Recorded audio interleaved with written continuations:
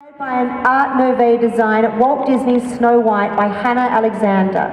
The top layer is made from a yellow silk essence that has been ombre airbrushed, machine embroidered and hand beaded. The embroidery on the skirt uses a variety of pre-made patterns that were put together at random using 4 different shades of purple.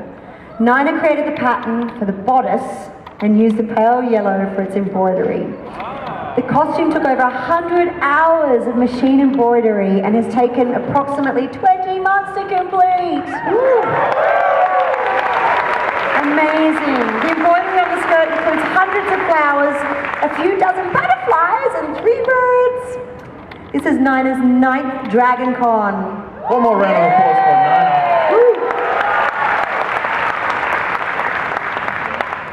Nina. Okay, we have Elizabeth Damp.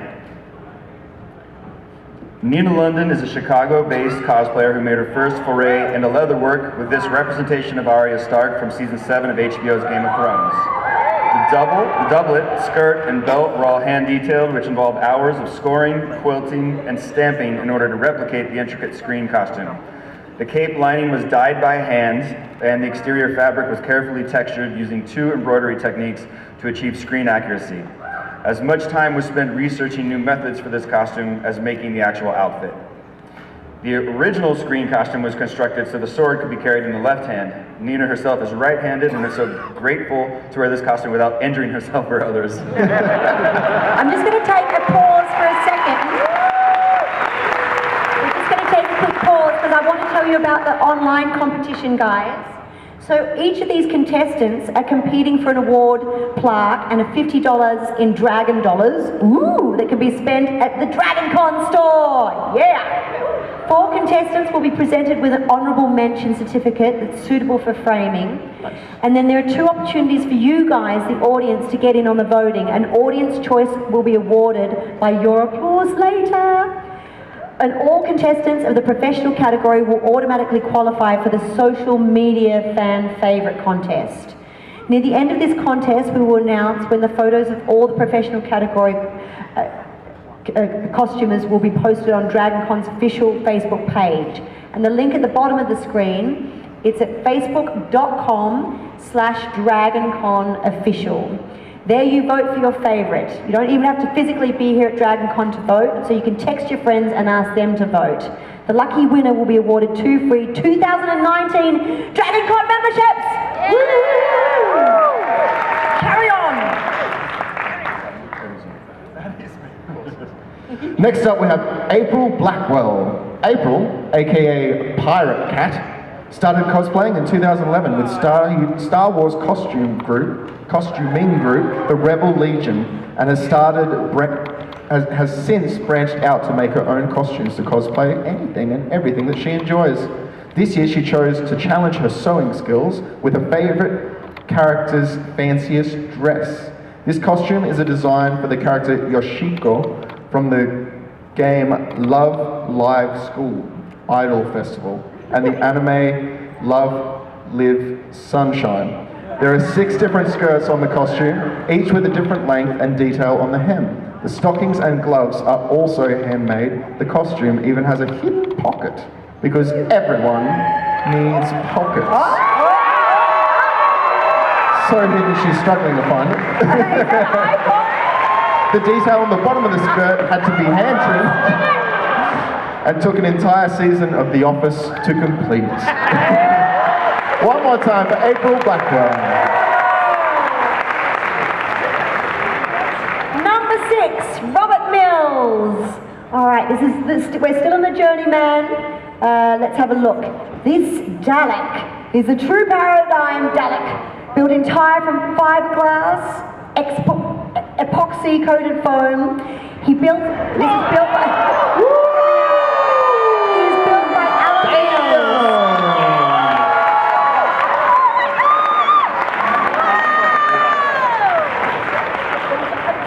physician and native of Atlanta. Orange signifies he is the scientist Dalek.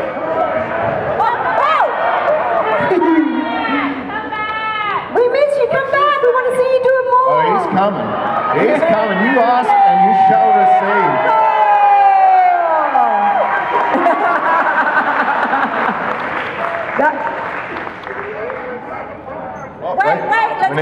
microphones. Thank you, DragonCon!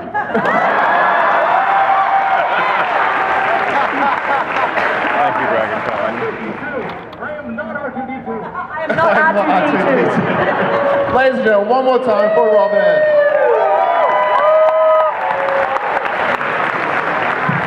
No. Okay. That one. Melody Gerhardstein. This designer, Invisible. I said Melody. It's the Emperor's new clothes. Melody, and we got a melody back there. Melody, melody, melody, melody. Here she comes. Oh, we're going left side now. Here she is. This designer is an avid Fallout fan who sewed her jumpsuit from scratch and built her props entirely from EVA foam and recycled materials. The Mr. Frothy robot was sanded and hand-painted, and the body was built sturdily enough to survive an accidental 30-foot fall. The construction took about 3 weeks to complete. She wanted to create a cosplay from Fallout 4's Nuka World to celebrate her 30th birthday today. Happy birthday! Happy Cake Day. This Nuka World cosplay is one of her largest projects. When deciding which props to build with her costume, she decided that nothing but a life-size Mr. Frothy robot would suffice.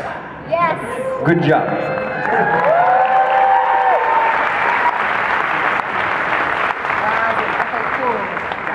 So now, we may have accidentally switched the journeyman to I the told you. professional, I think, back there. So we're moving on to the professional! So you guys know what that's about now. Maybe we'll switch for some professional MCs. But yeah, let me just tell you guys, the journeyman category was at least 1 year costuming experience, has won an award at another costuming contest, and has entered the contest 2+ years. So this is now the professional category. And we would like to start with Jared Garcia. All right. Oh my goodness. Amazing! All right, Jared and Bethany are coming to us from Colorado Springs and are attending their first DragonCon here with us today. Amazing! They're representing Horizon Zero Dawn and Guerrilla Games as Kaja, Blazon, Master Alloy, and Hearless. Patterns and stencils were all hand-drawn and transferred onto vinyl, silk, and wobbler. Every piece of their costumes were handmade, save for the boots and sandals used in their footwear. These costumes took nearly 7 months to make in Jared's days off and spare times before and after work and school. His attention to detail has brought life to these 2 amazing designs, and he's proud to share his work and craftsmanship with you. Extraordinary, guys. Really beautiful. How do you think they've done, guys? Let's hear it for Lost Relic Props.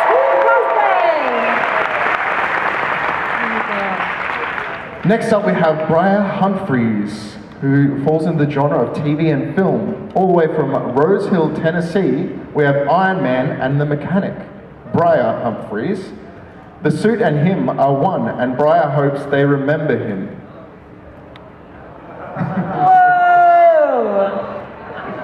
The suit took over 400 hours plus to design and fabricate. The suit is 3 years old, is consistently needing repairs. Such is life. Wow! Ladies and gentlemen, one more time for Briar.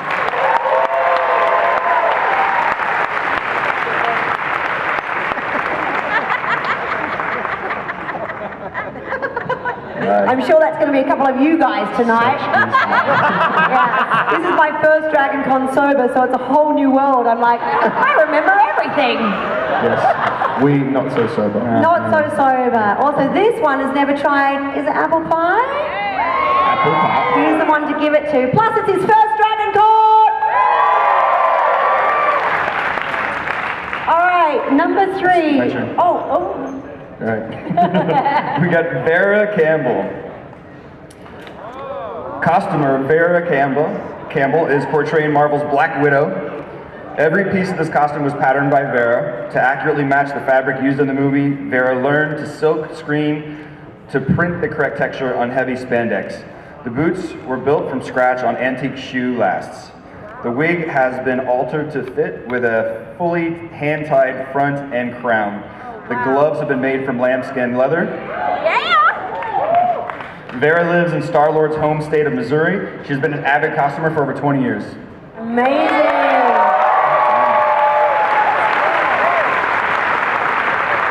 All right, number 4, take it away, Jakey. All right, next up we have Amanda Haas. May I present to you the Grand Duchess Anastasia Romanov. Amanda took over 6 months to create this gown. This gown is an original design by her with inspiration drawn from the 1997 animated movie and historical Russian court gowns of the era. The gown consists of over 10,000 crystals, beautiful hand-dyed silks, and even a crown that shines like a diamond. The crown consists of over 60 LEDs. Don't forget the originally designed embroidery all over the gown. Amanda invites anyone to come up and take a close look at her gown after the contest because the attention is all in the details. One more time for Amanda. Next we have Brett King in the professional. All right, let's see. Brett King is a costumer who normally works in the genre of steampunk, but his first love is Dungeons and Dragons. Yeah. This costume is a tribute to his love of the game, showing a 30th level. Wow, are you kidding me? 30th level? Babe, you dumped. Was won D&D by killing the 5-headed dragon. You definitely dumped. Tiamat, that's amazing, and collected some of the greatest artifacts in the game. Accessories include the blue head of Tiamat worn over his shoulders, the wand of Orcus, the hand of Vecna, an amulet of life protection, a book of infinite spells, a wand of illumination, and an animated, that's it, we're going home. That's it. Come on, let's go, bye, mate! Goodbye.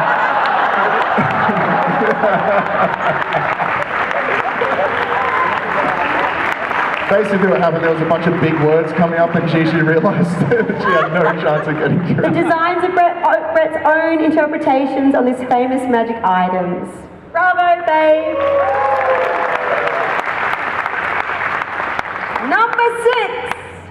Number 6 is Desiree Sutherland and Amber Lorzol. Amber and Desiree each made their own costumes. Amber and Desiree are a seasoned costuming duo from the Midwest and have meticulously recreated the battle and Queen's Guard armors from the DCEU Wonder Woman film. They both enjoyed the challenge of researching and fabricating these detailed and multi-layered costumes, featuring numerous techniques including custom patterning, leatherwork, and foam and warbler armor fabrication. Nearly every piece seen here has been custom patterned and put together by hand. Both corsets are custom made and feature leather overlays, while both skirts consist of numerous layers of leather details. The Queen's Guard cloak is hand-stitched, and the Queen's Guard helmet features 170 twisted leather pieces. Amazing. Amber and Desiree particularly have enjoyed the experience of embodying these powerful and courageous Amazon warrior, and these builds allowed them to learn new techniques and expand their skill sets. One more time for Emma and Desiree. Next up we have Miri Baker. Miri is a self-taught seamstress. We got some Miri fans out there. Yeah, we do. Miri is a self-taught seamstress who has been cosplaying since DragonCon 2007. Whoa. Ball gowns are a special love of hers, and this is the first one she's created since 2011.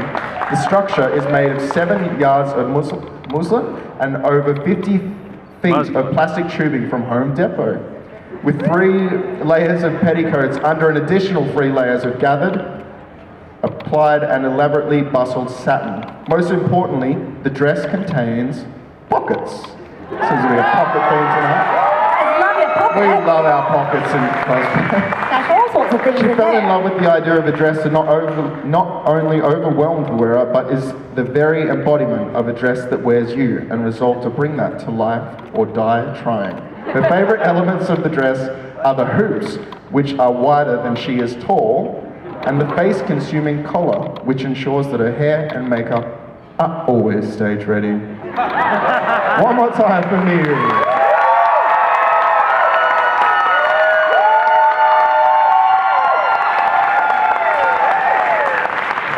Number 8, Yasu Tano. All right, this is in the gaming genre. Hailing from scorching hot Las Vegas, Yasu is a 3D artist specializing in bringing video game costumes to life. Awesome. Wow, using 3D printing, 2 years in the making. Yasu 3D modeled the armor parts from scratch. Then he spent more than 9 weeks 3D printing all the parts and pioneering new techniques such as 3D printing segments directly to the bodysuit. From these, Yasu lost track of the time. He took figuring the correct coating for the printed surface and sanding it. Tucked neatly under the armor is an intricate network of wiring and lights that is controlled by several painstakingly soldered and programmed by Yasu. It would be safe to say that after this build, Yasu needs healing. And much love. Man, you're making me work for it. Number 9! Jesse Rush. Seraph Cosplay started making costumes in 2011 and always tries to incorporate new challenges with every costume. The new challenge here was the 2,800 stainless steel rings that had to be mailed together into the chainmail panels attached to the jacket, which was also a challenge due to its unique design that required custom patterning like the rest of the costume. The swords were made by creating a custom vector template scaled to the model, then constructed from MDF. Other new challenges with this costume included a tufted jacket with rivets, custom patterned and constructed men's gloves, and realistic scarring makeup. This entire costume took over 150 hours to make over several months. Additional comments, oh sorry.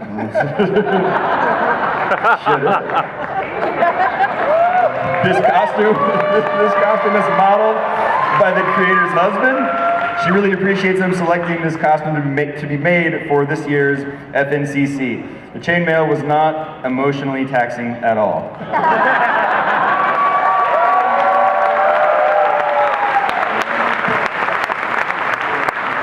Next up we have Andy Ballentine. This costume took Ballentine close to 800 hours over the course of a year to complete and is entirely real leather, metal, and every single one of the details is entirely hand-stitched.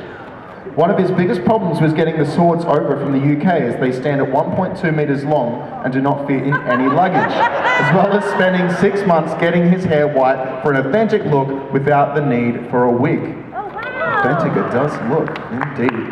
Ballentine loves the...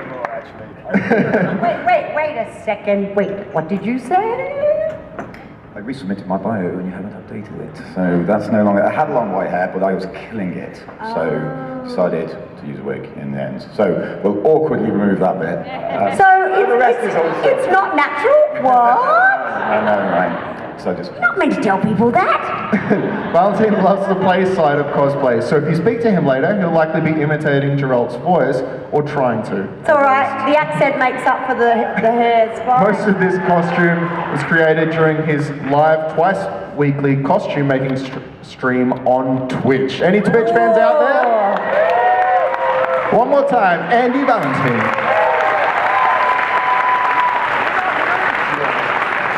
Number 11, Annalisa Damacio. All right, here we go. Professional anime genre. This costume was created by Briar from Clockwork Rose Cosplay and Design in Colorado and was completed over 3 months. There is over 68,800 beads all stitched by hand. Briar celebrates their 6-year cosplaying today and their first time competing as a professional. With all the detailing, the full costume weighs over 20 pounds. That's amazing. One more time for Annalise.